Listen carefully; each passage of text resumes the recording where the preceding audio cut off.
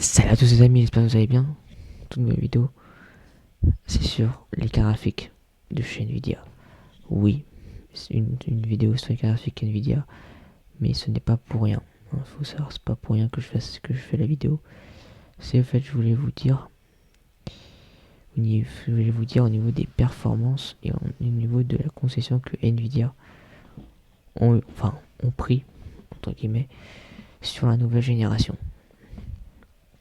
Donc, on va voir le prix, on va voir les cartes que pour moi qu'elles sont pas intéressantes pour la nouvelle génération. Je vais vous dire celles qui sont intéressantes et celles qui sont pas intéressantes. Tant que la pas eu de driver, elles sont pas intéressantes au niveau de la performance. Sinon voilà. Sinon bah voilà, hein, on va commencer. Donc on commence par la fameuse, bon, je pense que vous avez déjà entendu parler. C'est peut-être le dernier youtubeur à vous en parler ou je sais pas. On va parler de la 4060 Ti. Alors elle a fait beaucoup parler et je vais vous dire le point positif et le point négatif. Point positif, elle consomme peu. Elle consomme peu. Point négatif, elle a 8 Go de RAM. Même si l'NC Go de RAM qui va arriver incessamment sous peu. Elle va sortir en juillet, donc elle arrivera d'ici les très prochaines semaines, ça va arriver. Donc elle va sortir. Alors, on sait pas le prix. Faut pas s'attendre à ce que ce soit voilà.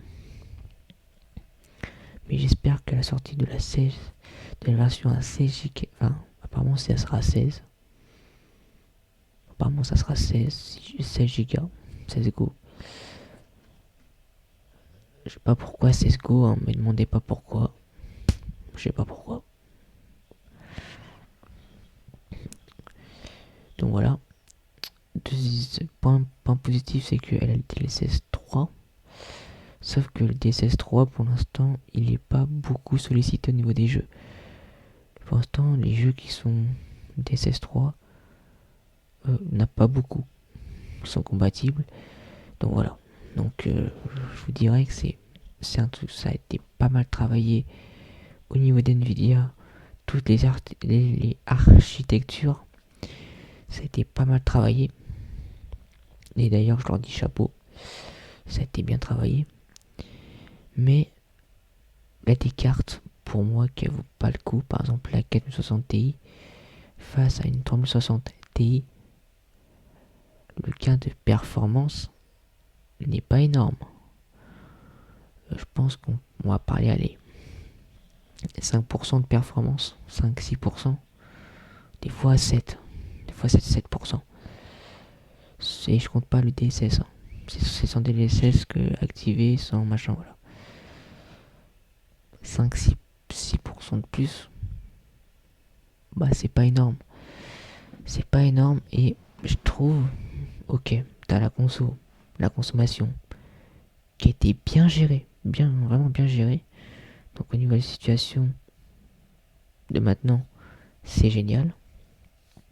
Donc ça, je leur dis chapeau, encore une fois. Je leur dis bravo, voilà. Donc sur ça, je vais pas les critiquer. Ils ont très bien fait. Par contre, au niveau de la puissance de la carte, pour moi, je trouve qu'elle est pas assez puissante. Et je sais pas comment la comparer au fait. Est-ce que je peux la comparer avec une 3070? Est-ce que je peux la comparer avec une 3070 Ti? Sachant que parce que de base, on avait des rumeurs comme quoi qu'elle disait que la 4060 Ti devait se baser sur des performances de 3070 Ti. Nous sommes un peu loin des performances. À part si tu actives DLSS 3, là ça va se corriger. Mais sans DLSS, nous sommes un peu loin quand même. Voilà. Bon, on va dire pas loin, plus beaucoup, hein, voilà.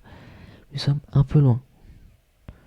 Et est-ce que ça vaut le coup d'acheter, si vous avez une 3060 Ti et vous voulez acheter une 4060 Ti, est-ce que ça vaut le coup de passer sur le gap d'une 4060 Ti?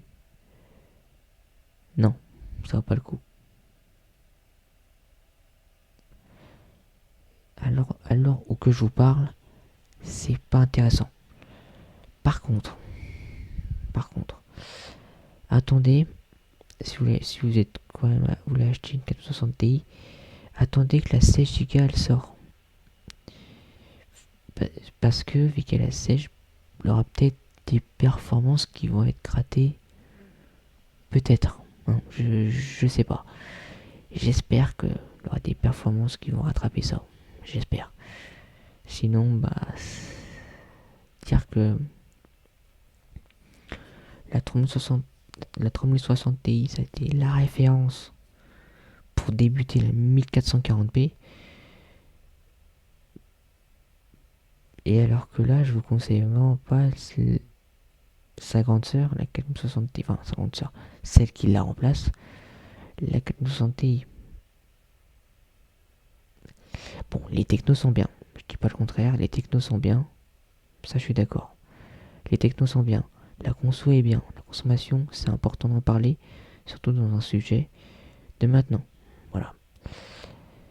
Pour moi, celle que je vous conseille, voilà, c'est celle qui a été qui est sortie il n'y a pas si longtemps que ça, la 4060 face à une 3060. En performance, elle dit sur certains jeux, ça tourne entre guillemets à 10 voire 15%.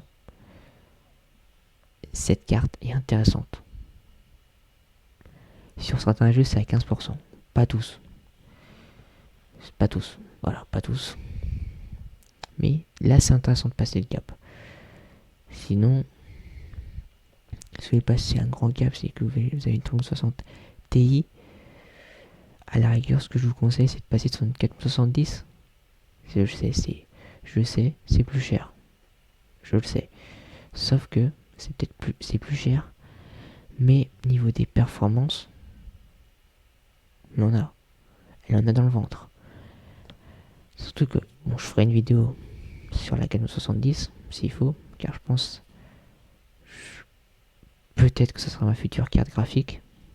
Voilà, moi qui vous disais, ouais, Nvidia c'est pas trop mon truc.